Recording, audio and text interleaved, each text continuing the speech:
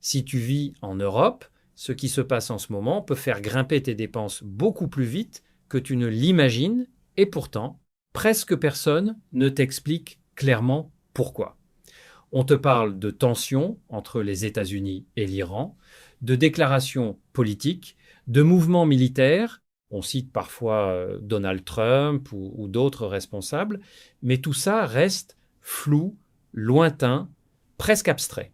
En réalité, ce qui est en train de se jouer est extrêmement concret et ça commence dans un endroit précis que peu de gens comprennent vraiment.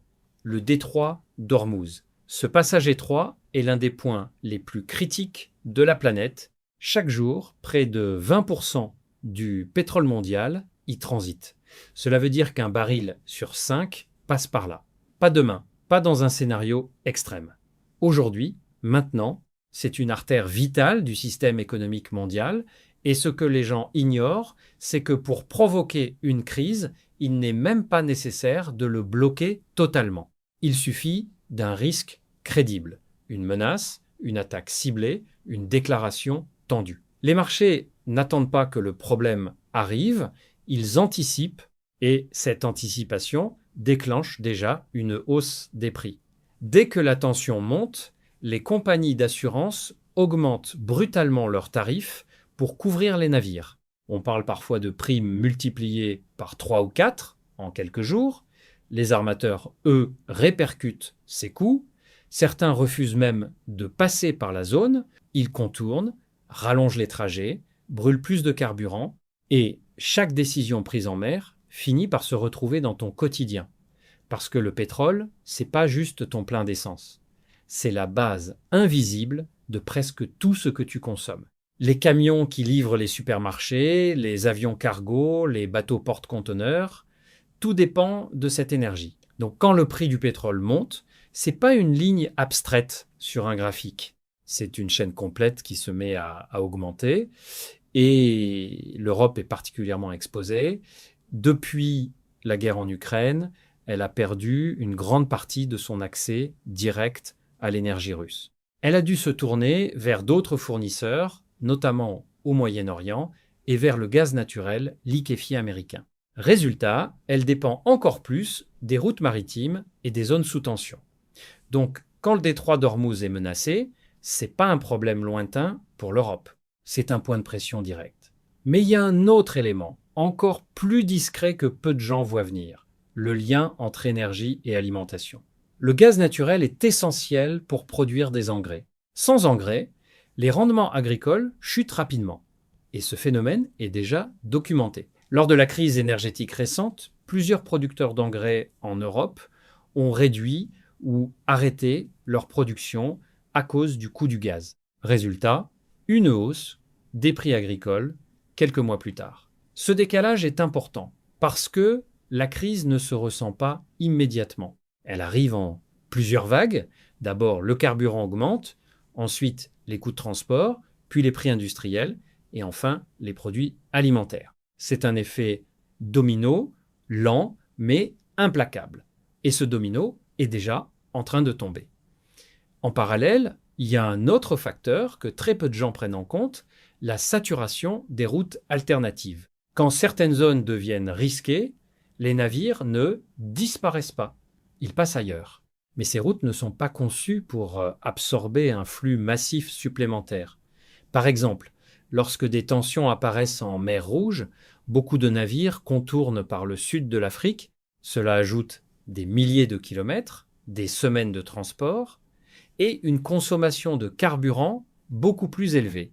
Ce simple détour suffit à perturber toute la chaîne logistique mondiale.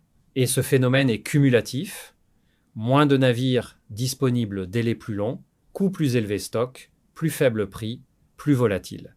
C'est exactement ce que les marchés redoutent aujourd'hui. La Banque centrale européenne surveille ces signaux de très près parce que si les prix de l'énergie repartent à la hausse, l'inflation, qui commençait à ralentir, peut repartir brutalement. Et si l'inflation repart, les taux d'intérêt restent élevés. Et là, l'impact devient encore plus large. Crédit immobilier plus cher, investissement ralenti, consommation en baisse. Toute l'économie est freinée. Mais il y a encore un point encore plus stratégique, presque invisible, les stocks. Beaucoup de pays disposent de réserves stratégiques de pétrole. Ces réserves sont censées servir en cas de crise. Mais elles ont une limite.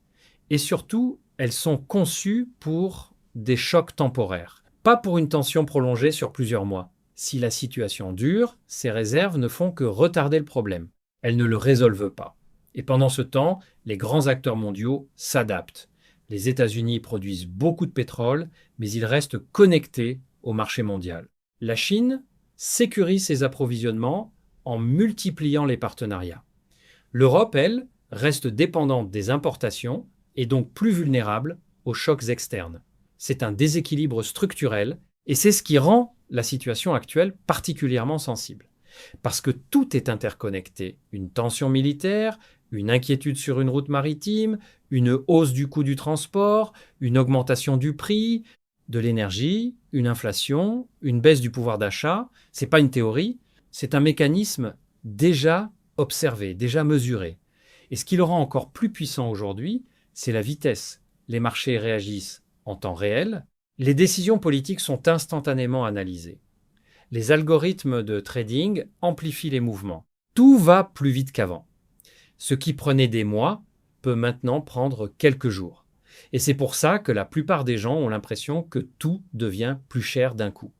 Ce qui n'est pas un hasard. Ce n'est pas une simple inflation naturelle. C'est le résultat direct de tensions géopolitiques très concrètes. Ce qui est en train de se jouer dépasse largement une simple crise régionale. C'est un test de résistance du système économique mondial. Et dans ce test, chaque consommateur est directement concerné. Parce qu'au final, ce que tu ressens, ce ne sont pas les décisions politiques ni les mouvements militaires. C'est le prix que tu paies à la pompe, au supermarché, dans tes factures. Ce n'est pas une guerre lointaine qu'on observe à la télévision. C'est ton niveau de vie qui est en train de changer progressivement, mais sûrement.